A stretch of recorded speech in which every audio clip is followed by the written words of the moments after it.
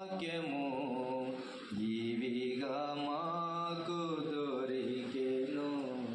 హల్లెలూయా హల్లెలూయా హల్లెలూయా హల్లెలూయా హల్లెలూయా హల్లెలూయా హల్లెలూయా హల్లెలూయా. దేవాని దివ్యవాక్యము ఇవిగా మాకు దొరికెను. పాపముతో నిండిన మమ్ము దీపము వంటి వాక్యమే, పాపముతో నిండిన మమ్ము దీపము వంటి వాక్యమే, కలువరికి నడిపించి కలుషములు తొలగించి, కలువరికి నడిపించి కలుషములు తొలగించి మా హృదయము వెలిగించేను. మా హృదయము వెలిగించేను. దేవాని దివ్యవాక్యము ఇవిగా మాకు దొరికెను. దేవాని దివ్యవాక్యము ఇవిగా మాకు దొరికెను. సుత్యై మెత్తన చేయును, విత్తనమై ఫలించును. సుత్యై మెత్తన చేయును, విత్తనమై ఫలించును. ఖడ్గము వలె దూయుచు కలుషమును కోయోచు, ఖడ్గము వలె దూయుచు కలుషమును కోయోచు నీ మహిమను మాకియుమా. నీ మహిమను మాకియుమా. దేవాని దివ్యవాక్యము ఇవిగా మాకు దొరికెను. దేవాని దివ్యవాక్యము ఇవిగా మాకు దొరికెను. అద్దము వలె దిద్దును మమ్మున్, అగ్ని అయి కాల్చును చెత్తన్. అద్దము వలె దిద్దును మమ్మున్, అగ్ని అయి కాల్చును చెత్తన్. నీ వాక్యము వివరించి మా లోటులు సవరించి, నీ వాక్యము వివరించి మా లోటులు సవరించి నీ రూపము మాకియుమా. నీ రూపము మాకియుమా. దేవాని దివ్యవాక్యము ఇవిగా మాకు దొరికెను. దేవాని దివ్యవాక్యము ఇవిగా మాకు దొరికెను. ఇవిగా మాకు దొరికెను. ఆదికాండం 1వ అధ్యాయము 3-4 వచన భాగం. దేవుడు వెలుగు కమ్మని పలుకగా వెలుగు కలిగింది. వెలుగు మంచిదైనట్టు దేవుడు చూచెను. దేవుడు వెలుగును చీకటిని వేరుపరిచెను. దేవుడు వెలుగునకు పగలనియు చీకటికి రాత్రనియు పేరు పెట్టెను. అస్తమయమును ఉదయమును కలుగగా ఒక దినమాయెను. ప్రభునందు ప్రియమైన దేవుని వారలారా, ఆదికాండం 1వ అధ్యాయంలో నుంచి ఈ దినము మనము కొన్ని పాఠాలు నేర్చుకుందాం. 3వ వచనములో నుంచి మనం చదువుకున్నాం. ఈ ఆదికాండం 1వ అధ్యాయంలో సృష్టి యొక్క నిర్మాణం కనబడుతుంది. ఆయన దానిని పునర్నిర్మించినట్లుగా కనబడుతుంది. దేవుడు నిర్మించిన, దేవుడు ఏర్పాటు చేసిన ఆ సృష్టి తన ధర్మమును తాను నెరవేర్చుచున్నట్లు చూస్తూ ఉన్నాం. ఇందులో ఈరోజు చదువుకున్న ఈ మాటల్లో 3-4 వచనాలు చదువుకున్నాం. అలాగే 6-7 వచనాలలో కూడా మనము ధ్యానం చేసి ఒక 2 సంగతులను లేదా 3 సంగతులను మనము జ్ఞాపకం చేసుకో. చూడండి, ఈ వాక్యంలో రాయబడిన సంగతులను మనము ఆలోచన చేస్తే 3వ వచన భాగాన్ని మరొకసారి చదువుకుందాం. దేవుడు వెలుగు కమ్మని పలుకగా వెలుగు కలిగెను, వెలుగు మంచిదైనట్టు దేవుడు చూచెను, దేవుడు వెలుగును చీకటిని వేరుపరిచెను, దేవునికి మహిమ కలుగును గాక. ప్రియులారా, దేవుడు చూచుచున్నవాడిగా కనబడుతున్నాడు, దేవుడు పలుకుచున్నవాడిగా కనబడుతున్నాడు, దేవుడు వేరుపరుచుచున్నవాడిగా కనబడుతున్నాడు. మన జీవితానికి ఆత్మ సంబంధమైన పాఠంగా ఈ ఉదయకాల సమయంలో ఈ మాటలను మనం మలుచుకుందాం. దేవుడు 3 సంగతులు ఇక్కడ చేస్తున్నాడు. ఒకటి పలుకుచున్నాడు, ఒకటి చూచుచున్నాడు, ఒకటి వేరుపరుచుచు ఉన్నాడు. ఆత్మ సంబంధమైన పాఠంలో భాగంగా మొదటి మాటను మనం ఒక ధ్యానం చేసుకుందాం. దేవుడు ఆయన పలికేవాడని జ్ఞాపకం చేసుకుందాం. ఆయన పలుకు అనగా అంత సునాయసమైనది కాదు. మనం మాట్లాడటం ఎన్నో మాటలు పనికొచ్చేటివి ఉంటాయి, పనికి రానివి ఉంటాయి, విలువైనవి ఉంటాయి, విలువ లేనివి ఉంటాయి, సభ్యకరమైనవి ఉంటాయి, అసభ్యకరమైనవి ఉంటాయి. మన మాటలు కాదు ప్రయోజనకరం, దేవుని మాట ఒక శక్తివంతమైనది. ఆయన మాటలో నుంచి శక్తి ఉద్భవిస్తూ ఉంది. ఆయన మాటను, ఆయన పలుకును గనక నీవు ఆస్వాదిస్తే అది నీ జీవితంలో, నీ శరీరంలో గొప్ప కార్యాన్ని కూడా చేస్తూ ఉంది. అంతటి రియాక్షన్ దేవుని పలుకుకుంది, దేవుని పలుకుకుంది. అందుకే దేవుడు పలికెను అని చూస్తూ ఉన్నాం. ఒక మాటతో, ఒక ప్రశ్నతో ఇక్కడి నుంచి దాటి వెళ్దాం. నీ జీవితంలో దేవుని పలుకులున్నాయా? నీ హృదయంలో దేవుడు పలికిన పలుకు ప్రతిధ్వనిస్తూ ఉందా? లేకపోతే ఇతరుల మాటలు ఎక్కువగా ప్రతిధ్వనిస్తూ ఉన్నాయా? చాలాసార్లు మన జీవితంలోనికి దేవుని పలుకును, దేవుని వాక్యమును, దేవుని మాటను స్వీకరించలేకపోతూ ఉంటాం. దానిని మనము సేవ్ చేసుకోలేకపోతూ ఉంటాము. తద్వారా ఆయన వాక్యం చేసే పనులు మన జీవితాల్లో ఆగిపోతూ ఉంటాయి. ప్రియులారా, ఆయన పలుకు చేసే కార్యాలు ఆగిపోతూ ఉంటాయి. ఆయన పలికితే గొప్ప కార్యాలు జరుగుతాయి. కీర్తనల గ్రంథంలో రాయబడింది, ఆయన స్వరము వింటే దేవదారు వృక్షములు విరిగిపోయాయంట. ఆయన పలుకు వింటే, ఆయన స్వరము విని లేళ్ళు అవి ఈనాయంట. దేవుని పలుకు మన యొక్క ప్రకృతితో కూడిన, మన ఈ ఫిజికల్ స్ట్రక్చర్తో కూడిన ఈ శరీరంలో కూడా కార్యాలు జరుగుతాయి. అది నమ్మాలి మనం, అది నమ్మాలి. ఎక్కడో జరుగుతాయి ఆశ్చర్య కార్యాలు, ఎక్కడో జరుగుతాయి అద్భుతాలు, ఎక్కడో జరుగుతాయి స్వస్థతలు. కాదు, ఎక్కడ జరుగుతాయి? దేవుని పలుకులో జరుగుతాయి. అంతవరకు భూమి ఎలాగుందో చూడండి. 2వ వచనంలో భూమి పరిస్థితి ఏమిటి, దాని దుర్గతి ఎలాగో కనబడుతుందో చూడండి. భూమి నిరాకారముగాను శూన్యముగాను ఉండెను, చీకటి అగాధ జలముల పైన కమ్యూనెను. దేవుని ఆత్మ జలముల పైన అల్లాడుచుండెను. అప్పుడు పలికాడండి దేవుడు తన మాట. ఇలాగ ఉందా నీ జీవితం? నిరాకారంగా ఉందా నీ జీవితం? శూన్యముగా ఉందా నీ జీవితం? అస్తవస్తంగా ఉందా నీ జీవితం? అలాగైతే దేవుని పలుకు నీ జీవితానికి అవసరం. దేవుని పలుకు నీ హృదయాంతరంగంలో అది ప్రతిధ్వనిస్తూ ఉంటే అది ఎంతో మేలు చేస్తుందండి. ఆది అందు దేవుడు భూమి ఆకాశములను సృజించనన్న తర్వాత ఏ మాట రాయబడిందండి? భూమి నిరాకారముగాను శూన్యముగాను ఉండేను అని చూస్తున్నాం. భూమిని నిరాకారంగా శూన్యంగా సృష్టించనని లేదు అక్కడ. ఎలాగుంది? అది ఉంది అని అన్నాడు. అంటే మొదట ఏం చేశాడు? ఆల్రెడీ భూమిని సృష్టించాడని మొదటి వచనములని స్టేట్మెంట్ అయిపోతుంది. భూమిని ఆకాశమును సృజించాడని మొదటి వచనములు అన్నాడు. 2వ వచనానికి వచ్చే లోపల నిరాకారం ఎట్లయిందండి ఇది?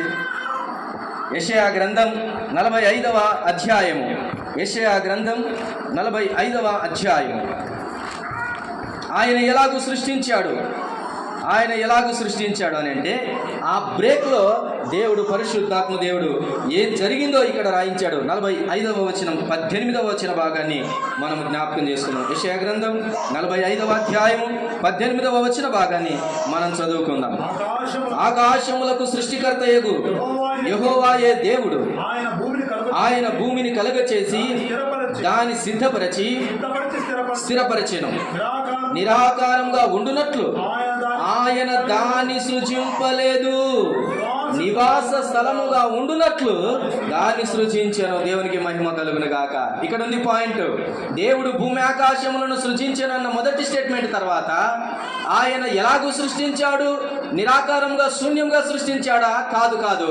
ఆయన నివాస యోగ్యముగా దాన్ని సృష్టించెను, నిరాకారంగా ఉండినట్లు దాన్ని సృజించలేదు అన్నాడు. మరి 2వ వచనంలోకి వచ్చే లోపల ఏమైంది? ఇది భూమి నిరాకారముగాను శూన్యముగాను అయింది అని చూస్తూ ఉన్నాం ప్రియులారా.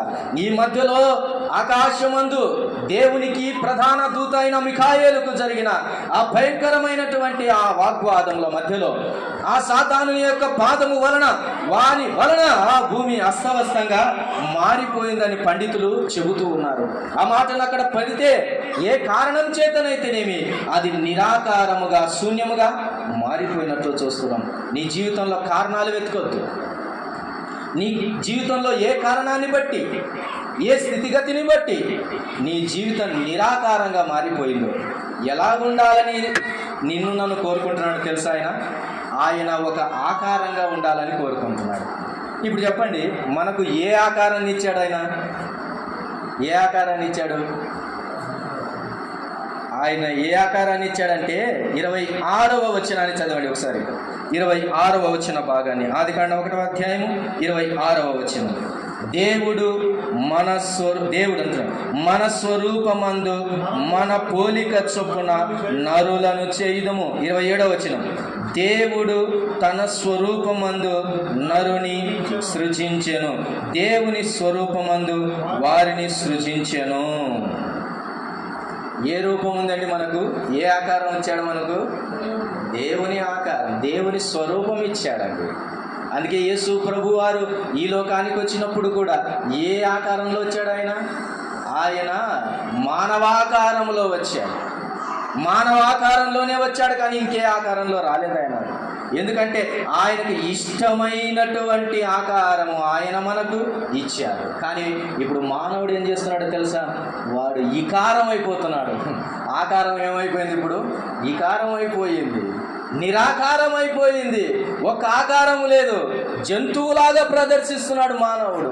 విచిత్ర చేష్టలు చేస్తున్నాడు మానవుడు. విపరీత బుద్ధి ప్రదర్శిస్తున్నాడు మానవుడు. ఎందుకంటే వాడు నిరాకారం అయిపోయాడు. వానికి ఆకృతి లేకుండా పోయింది. రెండవదిగా భూమి ఏమైందంట? శూన్యముగా అయిపోయిందండి. ఆయన మొదట ఎలాగూ చేశాడు? నివాస యోగ్యముగా దానిని చేశానన్న తర్వాత ఇప్పుడు మరలా చదువుకుంటున్నాం ఏమని? అది శూన్యముగా ఉండేను అంటున్నాం. శూన్యముగా అయిపోయింది. అది నీ జీవితంలో నిండుగా ఉండాల్సిన నీ జీవితం ఏమైపోయింది? శూన్యమైపోయింది. గత వారంలో మనం ఒక పాఠాన్ని నేర్చుకున్నాం. అదేంటి అంటే ఇసాకు తిరిగి మరలా బావులను తవ్వించినని చూస్తున్నాం. అబ్రహాము త్రవించిన బావులలో నీళ్లు పుష్కలంగా ఉన్నాయి, నీళ్లు తొలుకుతూ ఉన్నాయి, నీళ్లు దాహం తీసేటానికి సమృద్ధిగా ఉన్నాయి. కానీ ఇసాకు మరలా చూసినప్పుడు ఆ బావులు ఏమైపోయాయి? శూన్యమైపోయాయి, ఎండిపోయాయి. నీ జీవితంలో ఎన్నాళ్ళైంది వాక్యం ఎండిపోయి? నీ జీవితంలో, నా జీవితంలో పరిశుద్ధాత్ముని యొక్క కార్యాలు లేక శూన్యమైపోయిన సమయాలు ఎంతకాలం అయిపోయింది? ఈరోజు దేవుడు మాట్లాడట్లేదా నీతో? ఒక్కసారి నీ హృదయంతరంగంలోనికి తొంగి చూడవా? అది ఎంత నిరాకారంగా తయారైందో, ఎంత శూన్యముగా తయారైందో. ఇలా చెప్పండి, బాగా కట్టిన ఇల్లు ఎవరు నివసించకుండా కొద్ది రోజులుంటే అదేమవుతుంది? పడిపోతుంది. పడిపోయిన ఇల్లులో ఎవ్వరూ లేరు, శూన్యంగా ఉంది. రాత్రి 12 గంటలకు పోతే అది ఎట్లుంటుంది? ఎలా ఉంటుంది? ఆలోచన చేయండి. సర్వసాధారణంగా అలాంటి ప్రాంతాల్లో ఎవరుంటారని అంటాం మనం? దయ్యాలు ఉంటాయి రా అంటాం. అలాగైతే ఆకారం లేకుండా, దేవుడు నివసించకుండా, దేవుని వాక్యము లేకుండా శూన్యముగా చీకటితో నిరాకారంగా ఉన్న నీ హృదయంలో ఇక దయ్యాలు కాదా ఉండేది? దయ్యాలున్న కొంపలో దయ్యపు చేష్టలే ఉంటాయి. ఇంకా దయ్యం చేసే వికృత చేష్టలే చేస్తూ ఉంటాయి. దయ్యపు అరుపులు, దయ్యపు చేష్టలు, దయ్యపు ఆలోచనలే సాగుతూ ఉంటాయి. నీ హృదయం ఆకారంగా ఉందా, నిరాకారంగా ఉందా? అలాగైతే నిరాకారముగాను శూన్యముగాను చీకటితో కలుముకున్న నీ హృదయాంతరంగానికి ఇప్పుడు దేవుడు ఒక మాట పలకాలని ఇష్టపడుతున్నాడు. స్వీకరిస్తావా ఆ మాటను? ఏం పలకాలనుకుంటున్నాడో తెలుసా? వెలుగు కలుగునుగాక అని పలకాలనుకుంటున్నాడు. దేవుడు వెలుగు కలుగునుగాక అన్న మాటని హృదయంలో స్వీకరిస్తే నీ హృదయం వెలుగుమయంగా అవుతుంది. వెలుగులో నీతి కార్యాలు ఉంటాయి, పరిశుద్ధ కార్యాలు ఉంటాయి. దేవుడు వెలుగు కలుగునుగాక అని పలికినట్లు చూస్తున్నాం. కీర్తనల గ్రంథంలో 18వ కీర్తన 28వ వచ్చిన భాగాన్ని మనం చూస్తే, కీర్తనల గ్రంథం 18వ అధ్యాయం 28వ వచ్చిన భాగాన్ని చదువుకుందాం. చూడండి, 28వ వచ్చిన భాగాన్ని చదువుకుందాం. నా దీపము వెలిగించువాడవు నీవే, నా దేవుడైన యెహోవా చీకటిని నాకు వెలుగుగా చేయును. కీర్తనకారుడు గుర్తెరిగాడండి.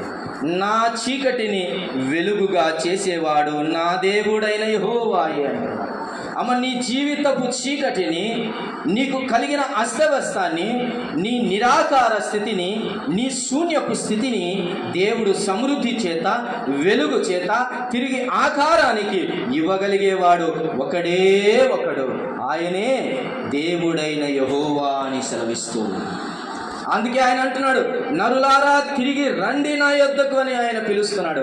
యేసు ప్రభు వారు ఒక మాట అన్నాడండి సర్వజనులను చూసి, ప్రయాసపడి భారము మోసుకొనుచున్న సమస్త జనులారా నా యొద్దకు రండి, నేను మీకు విశ్రాంతినిస్తానని అంటున్నాడు. ఎన్ని మారులు పలికాడో దేవుడు తన యొద్దకు రమ్మని.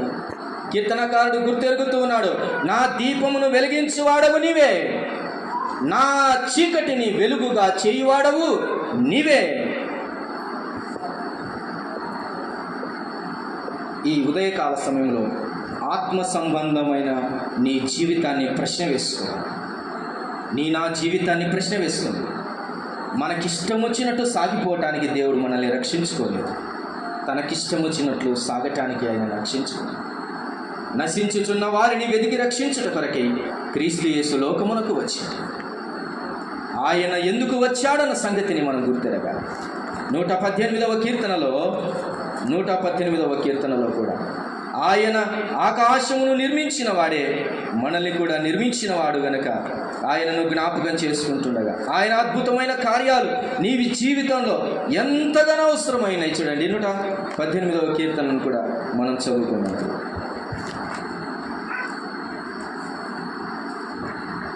లేదా 115వ కీర్తనలో 15వ వచనాన్ని చదువుకుందాం. 115 భూమి ఆకాశములను సృజించిన యెహోవా చేత మీరు ఆశీర్వదించబడిన వారు. ఆకాశములు యెహోవా వశము, భూమిని ఆయన నరులకిచ్చి. ప్రియమైన దేవుని వారలారా, ఏ దేవుడైతే నిరాకారముగా శూన్యముగా చీకటితో ఉన్న ఆ భూమి ఆకాశములను దేవుడు వెలుగు కమ్మని పలికాడో, ఇప్పుడు ఇక్కడ అంటున్నాడు, భూమి ఆకాశములను సృజించిన యెహోవా చేత మీరు ఆశీర్వదించబడినారు. ఏ పలుకైతే చీకటిని పారద్రోలిందో, ఏ పలుకైతే దేవునికి ఇష్టమైనట్టుగా సృష్టిని చేసిందో, ఏ పలుకైతే సృష్టిని బాగు చేసిందో, అదే పలుకు, అదే భూమి ఆకాశములను సృజించిన యెహోవా యొక్క పలుకు నిన్ను ఆశీర్వదించును అంటాడు. ఎంత గొప్ప భాగ్యం! ఆయన ఆశీర్వాదం పొందటం ఎంత గొప్ప భాగ్యం! ఆశీర్వాదము లేకపోతే నరులు నశించిపోతారండి. ఆశీర్వాదము లేకపోతే కృంగిపోతామండి. ఆశీర్వాదము లేకపోతే భయంకరమైనటువంటి చీకటిలోనికి వెళ్ళాల్సి వస్తుంది. వద్దు, ప్రభు ప్రేమతో మళ్ళా పిలుస్తుంది. దేవా, నా దీపము వెలిగించిన ఆయన, నా చీకటిని పారద్రోలి వెలుగు చేత నింపు.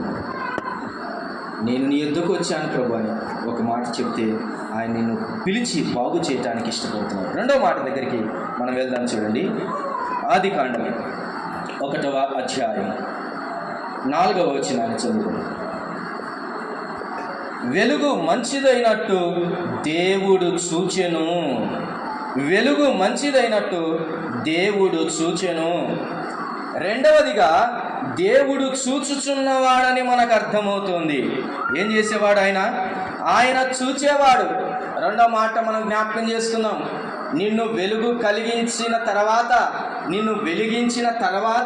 నిన్ను విడిచిపెట్టేవాడు కాదు. ఆయన ఏం చేస్తాడు? చూచేవాడు.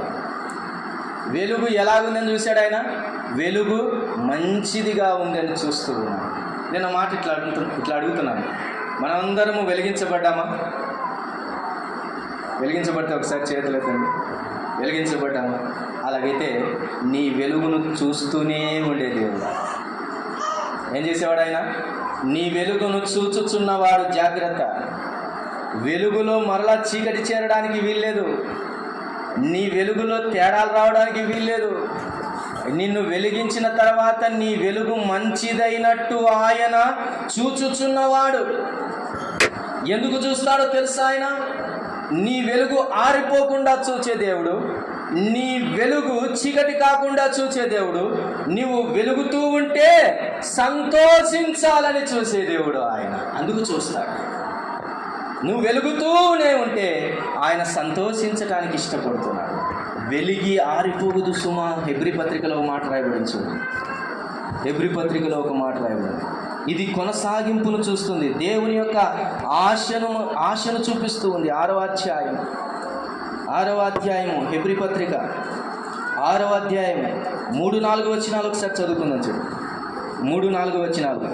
దేవుడు సెలవిచ్చిన ఎడల మనమాలాగు చేయడం, ఒకసారి వెలిగింపబడి పరలోక సంబంధమైన వరమును రుచి చూచి పరిశుద్ధాత్మలో పాలివారై దేవుని దివ్యవాక్యమును రాబో యుగ సంబంధమైన శక్తుల ప్రభావమును అనుభవించిన తర్వాత తప్పిపోయిన వారు తమ విషయములో దేవుని కుమారుని మరలాసిలో వేయచ్చు మహాతముగా ఆయనను అవమానపరుచుచున్నారు గనుక మారు మనసు పొందునట్లు అట్టి వారిని మరలా నూతన పరచుట సాధ్యము. ఎంత ప్రయాస!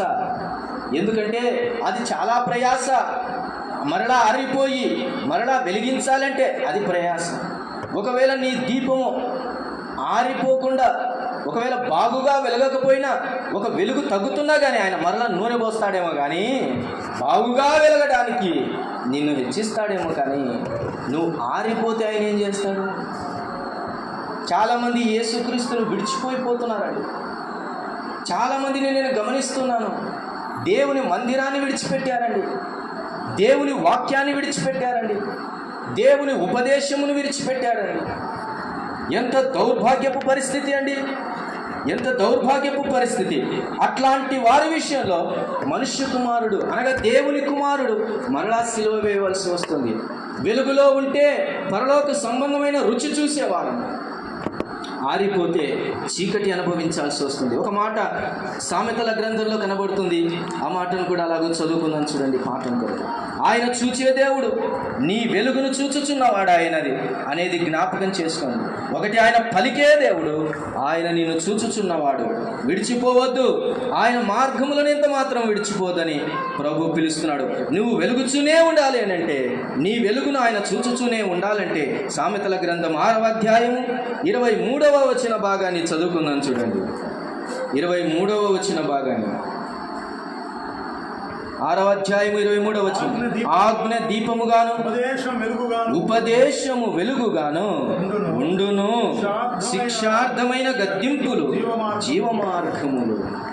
ఈ రోజుల్లో వెలుగాలి అని అంటే నీకు ఉపదేశము అవసరమవుతూనే ఉంది. ఆయన ఉపదేశం అంట ఏమైంది ఇక్కడ చెప్పండి? ఆజ్ఞ దీపముగాను ఉపదేశము వెలుగుగాను ఉన్నది అంటున్నాడు. ఆయన ఉపదేశమును విడిచిపెడితే నువ్వేమైపోతావు? ఆరిపోవాల్సింది. చాలాసార్లు దేవుని వాక్యం వినడం మానేశారండి. దేవుని పిల్లలు కింద పైన ఆజ్ఞ ఉండాలి, కింద గద్దింపు ఉండాలి. అదే ఉపదేశం. మధ్యలో పైన ఆజ్ఞ ఉండాలి, కింద గద్దింపు ఉండాలి. అదే దేవుని మాటలు సరైనటివి. అట్లా కాకుండా ఈ రోజుల్లో నెమ్మదితో కూడిన వాక్యాలు ఎక్కువ ఉంటున్నారు. అవి ఎట్లుంటాయో తెలుసా? ఆరిపోయే దీపాన్ని మరి కొంచెం అని ఆపేస్తారు. ఏమవుతారు? మరింత ఆరిపోతుంది. గద్దింపు కావాలి, ఆజ్ఞ కావాలి, అది ఉపదేశ సారమని దేవుని వాక్యం సెలవిస్తుంది. ఇంకా ఉపదేశం అనగా ఏమిటో చూడండి.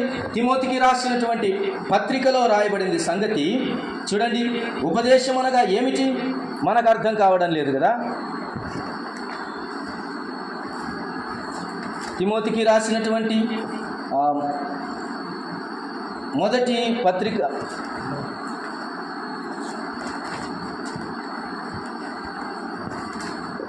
3వ వచనం నుంచి చదవండి.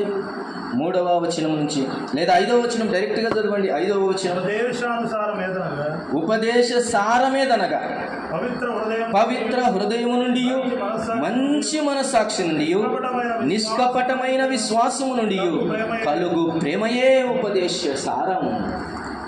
ప్రేమయే సారం. ఆ ప్రేమ కూడా ఎక్కడి నుంచి రావాలి? ఎన్ని కొండలు దాటుకొని రావాలి ఆ ప్రేమ? అన్ని ప్రేమలు మంచివి కాదండి, అన్ని ప్రేమలు సరైనవి కాదండి. కొన్ని ప్రేమలు భరోసా లేని ప్రేమలు ఉంటాయి, ఆ ప్రేమలు చాలా కష్టం అండి. కొన్ని ప్రేమలు ఎలాగుంటాయంటే నమ్మకం లేని ప్రేమలు ఉంటాయండి. కొన్ని ప్రేమలు కపట ప్రేమలు ఉంటాయండి. కొన్ని ప్రేమలు మోసపూరితం ఉంటాయండి. కానీ ప్రేమ ఉపదేశంలో ఉండాల్సిన ప్రేమ ఏంటంటే అది ఎక్కడి నుంచి ఎన్ని కొండలు దాటొస్తుందో చూడండి. పవిత్ర హృదయం నుండి ఎక్కడి నుంచి రావాలి ఆ ప్రేమ? పవిత్ర హృదయం నుండి. రెండవది మంచి మనసాక్షి నుండి, నిష్కపటమైన విశ్వాసము నుండి కలుగు ప్రేమయే. ఈ లింకు ఒకటి తప్పినా కానీ ఆ ప్రేమ సరైనది కాదు. ఉదాహరణకి ఇలా అనుకుందాం, ఏంటిది? మంచి పవిత్రమైన హృదయమేనండి అతనిది, మంచి మనసాక్షేనండి అతనిది అని అన్నాం అనుకోండి, అతడు విశ్వాసి కాదనుకో, ఆ ప్రేమ చెల్లని ప్రేమ. అంతే, ఆ ప్రేమ చెల్లని ప్రేమ. ఒకవేళ విశ్వాసి అనుకో, మంచి మనసాక్షి లేదనుకో, అది కూడా చెల్లని ప్రేమనే. రెండు ఉన్నాయి, మంచోడే, మంచికి మంచోడే, విశ్వాసం కూడా బాగానే ఉంది, పవిత్ర జీవితం లేదు అతనిలో, ఆ ప్రేమ కూడా కష్టమే. ఈ రోజుల్లో చాలామంది మనమే మోసపుచ్చుకుంటున్నారు. చాలామంది విశ్వాసులను మోసపుస్తున్నారు. ఎంత ఘోరం! కారణం ఏంటంటే అది సరైన ఫిల్టర్ కావట్లేదు. ఆ ప్రేమ అది పవిత్ర హృదయం నుంచి రావడం లేదు, మంచి మనసాక్షి నుంచి రావటం లేదు, నిష్కపటమైన విశ్వాసంలో నుంచి ఆ ప్రేమ రావడం లేదు. అట్లాంటి ప్రేమే ఉపదేశం. అంతే, ఇలాంటి ప్రేమ నువ్వు ఎవరికైనా చూపిస్తే కనుక నువ్వు ఉపదేశం చేసినట్టే లెక్క. అదే ఉపదేశ సారం. ఇలాంటి మంచి హృదయంలో నుంచి, పవిత్ర హృదయంలో నుంచి, మంచి మనసాక్షిలో నుంచి, నిష్కపటమైన విశ్వాసంలో నుంచి కలిగే ఆ ప్రేమ ఎవరికైనా చూపించండి, అది అవతలున్న వ్యక్తికి ఒక ఉపదేశమే. ఇలాంటి ఉపదేశం భూమి మీద చేసిన వాడు ఎవడైనా ఉన్నాడా? ఇది మన ప్రభువుతోనే ప్రారంభమైంది, అది మనలో కూడా కొనసాగించాలి. కాబట్టి ప్రియమైన దేవుని వాళ్ళరా, దేవుని ఉపదేశం అనేది మనల్ని వెలిగించున్నది అనేది జ్ఞాపకం చేసుకోవాలి. ఇలాంటి ఉపదేశం కొరకు మనం ప్రయాసపడాలి, ఇలాంటి ఉపదేశం కొరకు ఆరాటపడాలి, ఆశపడాలి, పరిగెత్తాలి. నిష్కపటమైనటువంటి, పవిత్రమైనటువంటిది, మంచిదైనటువంటి ఉపదేశ సారాన్ని మనం ఎప్పుడైతే స్వీకరిస్తామో అప్పుడు మన వెలుగు వెలుగుతూనే ఉంది. దేవుడు ఏం చేస్తున్నాడు? రెండవదిగా చూచుచున్నవాడు. ఏం చూస్తున్నాడు? నీ వెలుగు వెలుగుతూనే ఉందా లేదా అని చూచుచున్నాడు. ఒకవేళ నీ వెలుగులో కష్టాలుంటే, అవకతవకలుంటే, ఇబ్బందులుంటే, ఇప్పుడే ప్రభు పాదాల దగ్గరికి వచ్చి, నాయనా నీ ఉపదేశం నన్ను వెలిగించినట్లు చేతు, నాకు వాక్యం తెలుసు నాయనా, నాకు బైబిల్ తెలుసు నాయనా, నాకు ప్రార్థన కూడా తెలుసు, నాకు అన్నీ తెలుసు, కానీ ఎక్కడో నా వెలుగు. కొన్నిసార్లు దీపం ఇట్లా చక్కగా వెలుగుతుంది కదా, గాలి వస్తే ఎన్ని వంకర్లు తిరుగుతుందో. అది వంకర్లు తిరుగుతుందంటే ఇంకా డౌటే అదేమవుతుంది అని. కొంతమంది ఇట్లా వంకర్లు తిరుగుతుంటారు విశ్వాస జీవితంలో, దగ్గరికి వచ్చింది పడడానికని అనిపిస్తుంటుంది. జాగ్రత్త. దేవుడు చూచుచున్నవాడు. ఎలాగ చూశాడు?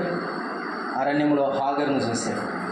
ఆరిపోయింది నాలుక, ఎండిపోయింది నాలుక, దాహం చూచేది, వెంటనే నీటి ఊటను పుట్టించింది. దిక్కుమాలి తండ్రి దగ్గర తప్పు చేసి భయంతో పారిపోతున్న యాకోబుకు బేతేలులో దేవుడు కనపడి, బేతేలులో దేవుడు యాకోబును చూచినవాడు. అరణ్యంలోనైనా చూస్తాడు, చీకటిలో కొండల మీదనైనా పర్వతముల మీదనైనా నిన్ను ఉన్నా చూచుచుండేవాడు. పాతాళ గర్భములోనికి వెళ్ళి ఒక ఆయన ప్రార్థన చేశాడు. ఎవరైనా? యోనా.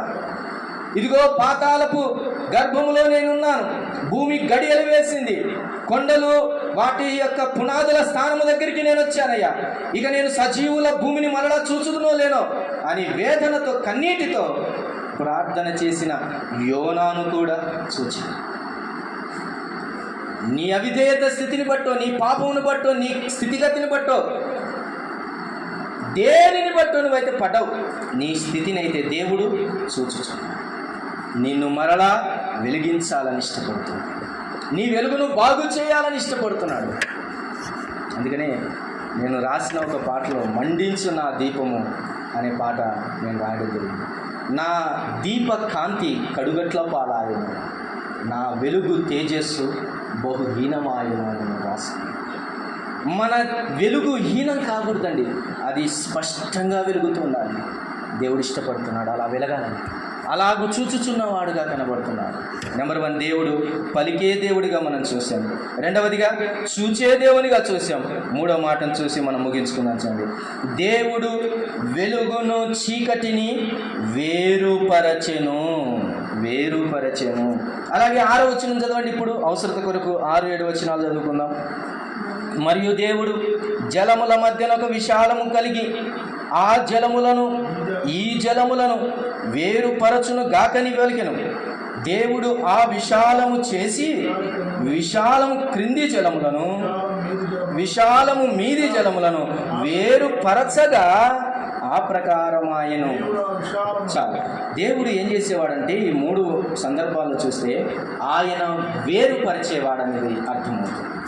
మనము లోకానికి ఎలా బ్రతకాలని దేవుని వాక్యం సెలవిస్తుందండి. దేవుడు వాక్యం సెలవిస్తుంది, లోకమునకు వేరై ఉండండి అన్నాడు.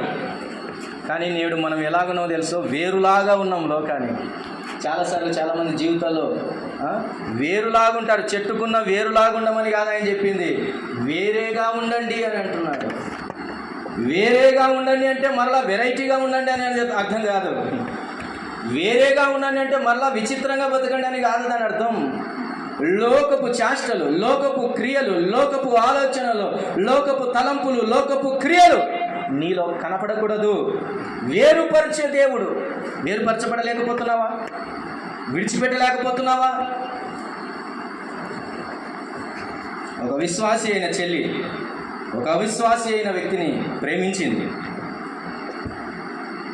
ఎంత చెప్పినా నేను విడిచిపెట్టలేనంటుంది, నేను వేరు చేసుకోలేని ఈ ప్రేమను అంటుంది. సరే, దేవుని వాక్యం ఏమంటుంది? వెలుగుకు చీకటితో పొత్తు లేదు అని అంటుంది. దేవుడు అవిశ్వాసికి విశ్వాసికి సంబంధమే లేదని చెబుతూ ఉంది. కానీ నీవు మాత్రం నేను వేరుగా ఉండలేను అని అంటుంది. వేరుగా ఉండకపోతే అది నిన్ను ఈడ్చుకొని పోతుంది పాతాళంలోనికి. ఈ లోకంలో దేవుని వాక్యం ఒకటి స్పష్టంగా చెబుతుంది, ఇప్పుడు నీవు లోకానికి వేరే. లోకమును స్నేహం చేసేవాడు దేవునికి శత్రువని కూడా దేవుని వాక్యం సెలవిస్తుంది. ఇవన్నీ మనకు తెలియని మాటలు కాదు, పలుమార్లు విన్న మాటలే, మనము తెలుసుకున్న మాటలే, చదివిన మాటలే. అయినప్పటికీ వేరుగా బ్రతకలేకపోతాం. కారణం ఏంటంటే you are unable to take the part to live separately from the world. లోకంలో నుంచి ప్రత్యేకంగా బ్రతకడానికి, లోకమునకు వేరుగా బ్రతకడానికి నీకు చేతనవటంలా. ఇది నీ హృదయ మనస్సాక్షి చెబుతుంది ఆ మాట, గుణమి చేసుకొని మాట్లాడు. అయితే నిన్ను వేరుపరచటానికి, లోకము నుంచి వేరుపరచటానికి, వేరుగా బ్రతకడానికి దేవుని ఇన్వాల్వ్మెంట్ కావాలి. ఎవరి ఇన్వాల్వ్మెంట్ కావాలి? దేవుని ఇన్వాల్వ్మెంట్ కావాలి. దేవుని యొక్క ఇన్వాల్వ్మెంట్ లేకుండా, దేవుని యొక్క సహకారము లేకుండా, దేవుని యొక్క చెయ్యి లేకుండా వేరుగా బ్రతకలేవు. గత వారంలో ఒక వ్యక్తిని గురించి మనం ధ్యానం చేసాము. ఆ వ్యక్తి పేరు యేసేపును గురించి మనం ధ్యానం చేసాం. యేసేపు ఎందుకు అన్నల దగ్గరున్నా వేరుగా బ్రతికాడు, ఎందుకు యేసేపు పోతీఫరు ఇంట్లోనైనా వేరుగా బ్రతికాడు? ఎందుకు యేసేపు చెరసాలలో కూడా వేరుగా బ్రతికాడు? ఎందుకు యేసేపు ఫరో సింహాసనం ఎదుట కూడా వేరుగానే బ్రతికాడు? అలాగూ వెళితే ఎందుకు ఎస్తేరు తన పినతండ్రి అయిన వారి ఇంటిలో కూడా వేరుగానే బ్రతికింది? ఎందుకు ఎస్తేరు రాజనగరులోకి వెళ్ళినా కానీ వేరుగానే ఎందుకు బ్రతికింది? ఎందుకు ఎస్తేరు రాజసింహాసనం ఎదుటకు వెళ్ళినా కానీ వేరుగానే బ్రతికింది? కారణం, దేవుడు వారికి తోడై ఉండేది కనుక చూస్తాను. దేవుని తోడు నీకు లేకపోతే నువ్వు మార్గాలు అర్థం చేసుకోవు. ఎన్ని మార్గాలో మాయపుచ్చే మార్గాలు ఈ లోకంలో ఉన్నాయి. మనం వెళ్తూ ఉంటాం ఒక బాటలో, లోకం ఏం చెప్తా తెలుసా? షార్ట్ కట్ ఇది అని అంటుంది. ఏమంటుంది? ఇది షార్ట్ కట్, ఇకపోతే తొందరపోతాం అంటే ఇంత తొందరగా పైకి పోతామని అంటారు కొంతమంది. అంటే కొంతమంది జీవితాలను చూస్తూ ఉండగా అర్థమవుతుంది. లోకం ఇంకా కొంచెం ముందుకు వెళ్తుంటే ఇంకో మార్గం పిలుస్తుంది. ఇదిగో ఈ మార్గం కలర్ఫుల్గా ఉంది అని అంటారు. రంగుల వలయం అది, అంతేగాని ఊపిరాడనంత రంగులేస్తుంది అది. ఆ లైన్ అట్లుంటుంది. తర్వాత తికమక అయిపోతుంది. ఇంకా ముందుకు వెళ్తూ ఉంటే మరొక మార్గం ఓపెన్ అవుతుంది. ఏంటో తెలుసా? ఇక్కడ ఆకలి తీరుతుంది, ఇక్కడ దప్పిక తీరుతుంది, రా అంటుంది ఆ మార్గం. అక్కడికి వెళ్తే అక్కడంతా కూడా విషం పెట్టేటటువంటిది. అక్కడ దాహమునకై చిరకనిచ్చేది, చేదు చిరకనిచ్చేది అది ఆ లోకం. మీరు ఎప్పుడైనా యాత్రికుని ప్రయాణం మూవీ చూసారా? చూడకపోతే ఇప్పుడే కొని మరలా చూడాలి. ఇప్పుడే యూట్యూబ్లో కూడా అవైలబుల్గా ఉంటుంది, చూడాలి. లేదా మీకు బుక్ చదివే అలవాటు ఉంటే యాత్రికుని ప్రయాణం అనే బుక్ ఉంది. అది జీవితాన్ని చక్కగా నడిపించేది. క్రైస్తవుడు బైబిల్తో పాటు చదవాల్సిన బుక్స్ కొన్ని చెప్పాను నేను. అందులో యాత్రికుని ప్రయాణం కూడా ఒక విలువైన పుస్తకం. ఆ యాత్రికుని ప్రయాణం మూవీ చూస్తున్నప్పుడు ఆ యాత్రికుడు వెళ్తూ ఉన్నప్పుడు ఆ యాత్రికునికి ఆకలేస్తుంది. ఆకలేసినప్పుడు అక్కడ ఉన్నటువంటి సాతానుడు మాయావేషం వేసుకొని ఏం చేస్తాడో తెలుసా? ఆహా యాత్రికుడా రమ్ము, కొద్దిగా ఆహారం పుచ్చుకో, కొంచెం దాహం తీర్చుకుందు రమ్ము అని లోపలికి తీసుకుపోతాడు. తీసుకుపోతే తాను కుంపటి వేసి, ఏదో అగ్ని కుంపటి వేసి చేస్తూ ఉంటాడు సాతానుడు. ఆ అగ్ని నిప్పులు పెట్టడానికి వస్తాడు. చూసారా? యాత్రికుని ప్రయాణం అలాగుంటుంది. నీ జీవిత యాత్రలో వేరుగా బ్రతకలేవు. ఎందుకంటే అనేక తలుపులు తెరవబడుతున్నాయి. ప్రతి తలుపు సరైనది కాదు. అందుకనే జాషువా షేక్ గారు రీసెంట్గా రాసిన ఒక పాటలో ఆ పదం నాకు చాలా బాగా నచ్చింది. ఏది తలుపో ఏది మలుపో నాకు తెలియడం లేదయ్యా. ఆధారమా అన్నటువంటి ఆ పాటలో ఏది మలుపో ఏది తలుపో నేను గుర్తుపట్టలేకపోతున్నానయ్యా అని అంటున్నాడు. నీ జీవితానికి మలుపేదో తలుపేదో, నీవు వేరుగా బ్రతకటానికి సరైన మార్గమేదో నేర్పించేవాడు దేవుడే. పరిశుద్ధాత్మ దేవుడు నీకు తోడై ఉంటే ఆయన అన్నిటినీ నడిపించేవాడు. ఎలాగో చేశాడు చూడండి. పరిశుద్ధాత్మ దేవుడు నీకు తోడై ఉంటే నీవు సరైన మార్గంలో నడుచుకున్న అపోస్తల కార్యముల గ్రంథంలో ఒక అనుభవాన్ని మనము జ్ఞాపకం చేసుకుందాం. చూడండి, దేవుని నడిపింపు ఎలాగో కనబడుతుందో ఒక వచన భాగాన్ని, ఒక సందర్భాన్ని మనము జ్ఞాపకం చేసుకుందాం. చూడండి, అపోస్తల కార్యముల గ్రంథం 16వ అధ్యాయము 6వ వచనం నుంచి ఒకసారి చదవండి. 6వ వచనం నుంచి 16వ అధ్యాయం అపోస్తల కార్యముల గ్రంథం 6వ వచన భాగం నుంచి చదువుకుందాం. ఆసియాలో వాక్యము చెప్పకూడదని పరిశుద్ధాత్మదేవుడు వారిని ఆటంకపరిచినందున వారు రుగియా గలతీయా ప్రదేశముల ద్వారా వెళ్ళిరి. చాలు. మొదట పరిశుద్ధాత్మదేవుడు ఏం చేస్తున్నాడంటే ఇక్కడ ఆటంకపరుచుతున్న వాడిగా కనబడుతున్నాడు. నీ జీవితంలో దేవుడు తీసుకునే కొన్ని నిర్ణయాలు ఎట్లుంటో తెలుసా? పెద్ద ఆటంకంగా కనపడతాయి. ఏంది ప్రభువా, ఇది చాలా ఆటంకంగా కనపడుతుంది, నేను దీని నుంచి వైదొలిగిపోతే, ఇక్కడి నుంచి వెళ్ళిపోతే చాలా నష్టపోవాల్సి వస్తుంది అనిపిస్తుంది అంటే భయపడద్దు. పరిశుద్ధాత్మ దేవుడు నీ మేలు కోసమే ఆటంకపరిచేవాడు. ఆయన నడిపించేవాడే కాదు, ఆయన ఆటంకపరిచేవాడు కూడా అని నీ జీవితంలో అనుభవపూర్వకంగా నేర్చుకుంటే అప్పుడు అర్థమవుతుంది. ఆయన ఏం చేశాడంట? పరిశుద్ధాత్మ వారిని ఆటంకపరిచినందున అని చూస్తూ ఉన్నాం. ఆ నుంచి ఆటంకపరిచిన తర్వాత వారు ఎక్కడికి వెళ్ళారు? మూసియా దగ్గరికి వచ్చి బితూనియకు వెళ్ళుటకు ప్రయత్నము చేసిరి కానీ యేసు యొక్క ఆత్మ వారిని వెళ్ళనీయలేదు. చూసారా, మరలా మలుపు తిప్పుతున్నాడు దేవుడు. అక్కడి నుంచి వారు మరొక డైరెక్షన్లోనికి వెళ్తే అక్కడ యేసు యొక్క ఆత్మ వారిని వెళ్ళనీయలేదు అని అంటున్నాడు. ఒకటి ఆటంకపరిచాడు పరిశుద్ధాత్మ దేవుడు. ఇక్కడ యేసు ఆత్మగా ఆటంకపరచడం కాదు, ఇక్కడ వెళ్ళనీయటం లేదు. వెళ్ళుటకు ప్రయత్నం చేసిరి కానీ ఆయన ఆత్మ వెళ్ళనీయలేదు. నాట్ అలౌడ్ అంటున్నాడు. కొన్నిసార్లు దేవుని విషయాలు ఇలా కూడా ఉంటాయి.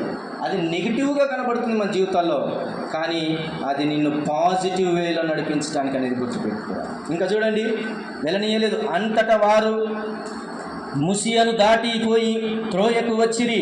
అప్పుడు మాసిదోనియా దేశస్థుడు ఒకడు నిలిచి. చూడండి ఎంత విచిత్రమైన సందర్భము. ఒకటి పరిశుద్ధాత్మ దేవుడు ఎదురుపడి ఆటంకపరిచాడు, యేసు యొక్క ఆత్మ నిలిచి వెళ్ళనీయలేదు. రెండు నెగటివా పాజిటివా? మామూలు చూడడానికి వెళ్ళనీయలేదు, ఆపేసాడనంటే కామన్ తీసుకుంటే నెగటివే. ఈ నెగటివ్ థింగ్స్ ఎవరు చేస్తున్నారు? దేవుని ఆత్మ చేస్తూ ఉన్నాడు. అంటే ఆ నెగటివ్ ఆ యొక్క ఆటంకంలో కూడా దేవుని విల్లింగ్ ఉందని అర్థమవుతుంది. ఇక్కడ ఒక సామాన్యుడు వచ్చి నిలబడ్డాడు. ఎవరు? ఒక సామాన్యుడు, ఒక వ్యక్తి వచ్చి నిలబడ్డాడు. ఇప్పుడు ఏమంటాడా? ఒక మాసిదోనియా దేశస్థుడు ఒకడు వచ్చి నిలిచి, నీవు మాసిదోనియాకు వచ్చి మాకు సహాయం చేయమని తనను వేడుకొనుచున్నట్టు. చూసారా, ఇది మార్గం అండి లాస్ట్కి. అంటే ఒక మనిషి ద్వారా తెలియజేస్తున్నాడు లాస్ట్కి దేవుడు. ఆత్మ ఆటంకపరిచాడు, యేసు ప్రభు వారు ఆటంకపరిచారు. ఇప్పుడు ఏమంటున్నాడు? ఒక మనిషి వచ్చి ఆహ్వానం తెలియజేస్తున్నాడు, ఓపెన్ చేస్తున్నాడు డోర్. మనం ఏమనుకుంటాం తెలుసా? చెప్తే ఓ పాస్టరే చెప్పాలా, చెప్తే ఓ బిషపే చెప్తారా? అది సరైన మాట. ఒక కామన్ విశ్వాసం చెప్తే తప్ప, ఒక అవసరతలో ఉన్నవాడు నిన్ను పిలిస్తే తప్ప. చాలా జాగ్రత్తగా మనం గమనించాలండి. ఈ జీవిత యాత్రలో దేవుని వాక్యం ఎలాగ మనల్ని నడిపిస్తుందో చాలా చాలా జాగ్రత్తగా అడుగు వేయాలి. కొన్నిసార్లు మనము నిర్లక్ష్య పెట్టేటటువంటి మార్గాలే దేవుని విషయంలో లక్ష్యంగా ఉన్నాయి. ఒకసారి మనం చిన్న చూపు చూసే విషయాల్లోనే దేవుడు నిన్ను హెచ్చించాలని ఇష్టపడుతున్నాడు. కాబట్టి దేవుడు వేరుపరిచేవాడు అనే మాట, దేవుని నడిపింపు ఉంటే ఈ లోక యాత్రలో నువ్వు నడవగలుగుతావు. ఇప్పుడు చూడండి, ఒకవేళ ఇరుకులో అటు ఇటు తిరుగుతూ ఉన్నావా, అయితే దేవుడు వేరుపరిచి ఏమిచ్చాడు? అక్కడ విశాలపరిచాడు. దేవుడు వేరుపరిచినప్పుడు కలిగే అనుభవం ఏంటో తెలుసా? విశాలం. లోకం నుంచి వేరుపరచబడితే, చీకటి నుంచి వేరుపరచబడితే, ఆ ఇరుకు నుంచి వేరుపరచబడితే ఎంత విశాలం కనబడుతుంది. ఏంటి ఆ విశాలం? హృదయ విశాలం, ఆనందం, సంతోషం, ఆత్మలో గంతులు వేయట, సంబరం, ప్రభునందు ఆనందం, ఆశ్చర్యం. అదే. అందుకని ఒకసారి ఇప్పుడు 118వ కీర్తన ఒకసారి చదవండి. ఆ మాట కోసం నేను తెరుస్తూ ఉన్నాను. చూడండి, 118వ కీర్తన 5వ వచన భాగాన్ని చూడండి. 5వ వచన భాగాన్ని, కీర్తనల గ్రంథం 118 5వ వచనాన్ని. ఇరుకునందుండి నేను యెహోవాకు మొర్రపెట్టి తిని, విశాలమందు యెహోవా నాకు ఉత్తరం ఇచ్చాను. ఎక్కడి నుంచి మొరపెట్టాలంట? ఇరుకులో నుంచి మొరపెడితే ఆయన విశాల స్థలమందు ఏమిచ్చాడంట? ఉత్తరం ఇచ్చాను అని చూస్తూ ఉన్నాం. నిన్ననే మేము ఆటోలో వెళ్తూ ఉన్నాం. ఈ ట్రంక్ రోడ్డు చాలా బిజీ రోడ్డు, చాలా బిజీ. కాసేపు ఆగితే ఏ బైక్ వచ్చి గుద్దుతుందో, ఏ ఆటో వచ్చి గుద్దుతుందో, ఏ బస్సు గుద్దుతుందో కదా. ఆగినవంటే అయిపోతుంది కదా. అవతల కన్నా దాటాలా, ఇవతల కన్నా దాటాలా.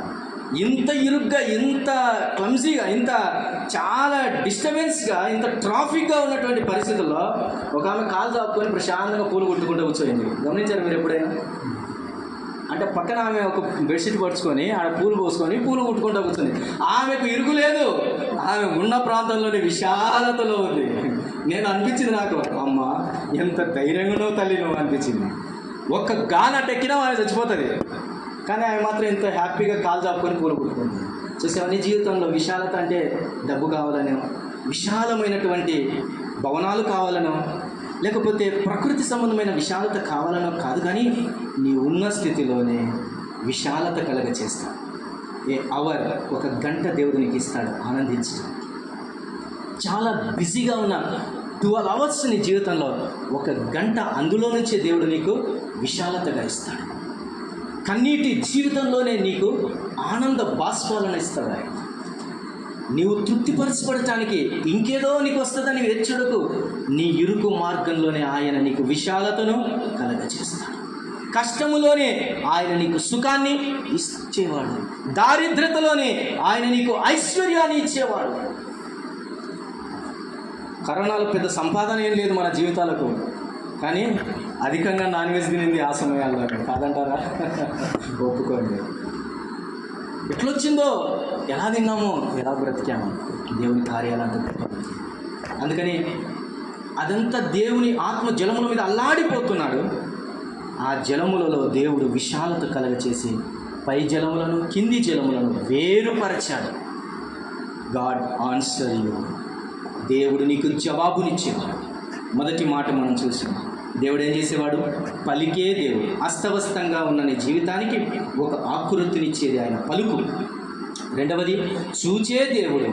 వెలిగించబడిన నీ దీపం ఆరిపోకుండా తుద వరకు నిన్ను చూచుచూ కాపాడుచున్న దేవుడు అని చూస్తాం. మూడవది, వేరుపరిచే దేవుడు. నీ యొక్క జీవితంలో ఉండకూడనిది తీసివేసి ఉండాల్సినది పెట్టి ఆయన అవసరమైతే ఆటంకపరిచి, అవసరమైతే అడ్డుపడి, ఇక్కడ కాదు నువ్వు వెళ్ళాల్సిందని చెప్పేసి మలుపు తిప్పేవాడు నీ జీవితానికి. ఇరుకులోనే విశాలతను ఇచ్చేటటువంటి దేవుడిగా కనబడుతున్నాడు. చూడండి, సహాయకరంగా 4వ అధ్యాయము కీర్తనల గ్రంథం 4వ అధ్యాయాన్ని కూడా ఒక మాట చదువుకొని ప్రార్థనలోనికి మనం వెళ్దాం. చూడండి, 4వ అధ్యాయం 1వ వచన భాగాన్ని మనం చదువుకుందాం. చూడండి, 1వ వచన భాగాన్ని. నా నీతికి ఆధారమగు దేవా, నేను మొర్రపెట్టినప్పుడు నాకు ఉత్తరమేమో. ఇరుకులో నాకు విశాలత కలగజేసిన వాడవు నీవే. నన్ను కరుణించి నా ప్రార్థనను అంగీకరించుము అంటున్నాడు. ప్రియులారా, ఒక మాట నన్ను చెప్పనివ్వండి. నిరాకారంగా మారిన భూమి, జలములతో నిండిపోయిన ఆ భూమి, చీకటి చేత క్రమబడిన ఆ భూమి దేవునికి మొరపెట్టిందండి. ఎవరు మొరపెట్టారు? భూమి మొరపెట్టింది. భూమికి నోరు లేదంటారా? ఉంది. అది మహావేంద్రమైన చేస్తుంది, గర్జిస్తుంది, అది మొర్ర పెడుతుంది కూడా. దేవుని వాక్యం సెలవిస్తుంది. పేతురు పత్రికలో అది మనం చదవచ్చు. అది దేవునికి మొర్రపెట్టింది కాబట్టి దాని జీవితంలో ఏం కలిగింది? ఆకారం వచ్చింది, వెలుగు వచ్చింది, వేరుపరచగా విశాలత వచ్చింది. నీవు చేయాల్సిన ఒక కీ పాయింట్ నీ జీవితంలో ఏంటో తెలుసా? మొర్ర పెట్టటం. మొర్ర పెట్టడంలోనే ఉంది విశాలత, మొర్ర పెట్టడంలోనే ఉంది వెలుగు, మొర్ర పెట్టడంలోనే ఉంది నీకు కావలసిన ఆకృతిని పొందటానికి, దేవుడిచ్చిన విలువైన జీవితాన్ని తిరిగి పొందటానికి మొరలో దాగి ఉంది, ప్రార్థనలో దాగి ఉంది. ఎక్కడుందయ్యా నీ ముఖ సౌందర్యం అంటే నీ మోకాళ్ళలోనే ఉంది అనేది గుర్తుపెట్టుకోవాలి. ఎక్కడుంది నీ విశ్వాసపు జీవితపు వెలుగు అని అంటే నీ మోకాళ్ళ జీవితంలోనే ఉంది. మోకాళ్ళ మీద పడండి, మోకాళ్ళ మీద ఎడవండి, మోకాళ్ళ మీద జీవించండి. మోకాళ్ళ అనుభవం కలిగిన దానియేలు చెబుతున్నాడు, ప్రార్థన అనుభవం కలిగిన దావీదు చెబుతున్నాడు, ప్రార్థించిన ప్రభు చెబుతున్నాడు. ప్రార్థనలో దాగి ఉంది మనంన్నిటికీ అవసరమైనటువంటి జవాబులు అందులోనే దాగి ఉంది. అన్నీ ఇచ్చే దేవుడే. అన్నీ ఒక స్టోర్లో ఉన్నాయి పో అని చెప్పాడు. స్టోర్ దగ్గరికి వెళ్ళిన తర్వాత దానికి ఒక లాక్ ఉంది. ఆ స్టోర్ ఏముంది? లాక్ ఉంది. ఆ లాక్ ఓపెన్ చేస్తే అన్నీ తీసుకోవచ్చు నువ్వు. ఆ లాక్ ఓపెన్ చేస్తే అందులో ఏమున్నాయి తెలుసా? నీ నెలకు కావాల్సిన భత్యం ఉంది, నీకు కావాల్సిన ధనం ఉంది, నీకు దప్పిక తీర్చేటటువంటి దాహంకి నీళ్ళున్నాయి, అందులో అన్ని సరుకులు ఉన్నాయి. అయితే ఆ ఇంటికి ఏముంది? తాళం ఉంది. ఆ తాళం తీయడానికి కీయే ప్రార్థన. ఏంటిది? ప్రార్థన. ఒక్క ప్రార్థన చేస్తే అన్నీ ఓపెన్ అవుతాయి. కానీ మనం ఏడుస్తాం, అలమటిస్తాం, గోజాడతాం. ఎవరి దగ్గర? మనుషుల దగ్గర. అన్ని మనుషులకి చెప్పుకుంటాం, కానీ ఎవరికి చెప్పం? దేవుని చేస్తాం. అన్ని రకాలుగా ఏడుస్తాం, కానీ అదే కన్నీరు ప్రభు పాదాలను తడుపుతే నీ ఎండిన ఎడారి పుష్పిస్తూ ఉంది, నీ అడవి సంతోషగానములు చేస్తూ ఉంది, నీ అరణ్య మార్గంలో త్రోవ కలుగుతూ ఉంది, నీ ఇరుకులో విశాలత ఓపెన్ చేస్తూ ఉంది. అట్టి మోకాల జీవితాన్ని ఎందుకు నిర్లక్ష్య పెడతామని ప్రభు అడుగుతున్నాడు. ప్రభు దగ్గరికి రండి, ప్రార్థించండి. ఈ 3 అనుభవాలు నీ జీవితంలో కలగాలని ప్రభు పేరట మనవి చేస్తున్నాను. తలలు వంచండి, ప్రార్థన చేసుకోండి. అందరూ తలలు వంచండి, ప్రార్థన చేసుకోండి. నీ జీవితం ఒక క్రమపద్ధతిలో లేకుండా ఆకారం లేని దానికి అనుమతిస్తుందా? నీ జీవితంలో వెలుగు రెపరెపలాడుతుందా? నిశ్చలంగా వెలగటం లేదా? అయితే ప్రభు ఇదే మిక్కిలి అనుకూలమైన సమయము, నా ఇద్దరికి రమ్మంటున్నాడు. దేవునికి నీ హృదయం ఇవ్వకుండా, దేవునికి నీ సమయం ఇవ్వకుండా, దేవునికి నీ జీవితాన్ని సంపూర్ణంగా ఇవ్వకుండా, దేవా ఎలా బ్రతకాలనుకుంటున్నావు రే సహోదరుడా, సహోదరి? ప్రభు పాదాల దగ్గర చేరి, నాయన నా దీపం వెలిగించు. నా దీపమును వెలుగించువాడు నా చీకటిని వెలుగుగా చేయును. నా దీపమును వెలుగించువాడు నా చీకటిని వెలుగుగా చేయును. జలరాసుల నుండి బలమైన చేతితో, జలరాసుల నుండి బలమైన చేతితో వెలుపల చేర్చిన బలమైన దేవుడు, వెలుపల చేర్చిన బలమైన దేవుడు. యెహోవా నా బలమా, యథార్థమైనది నీ మార్గం, పరిపూర్ణమైనది నీ మార్గం. యెహోవా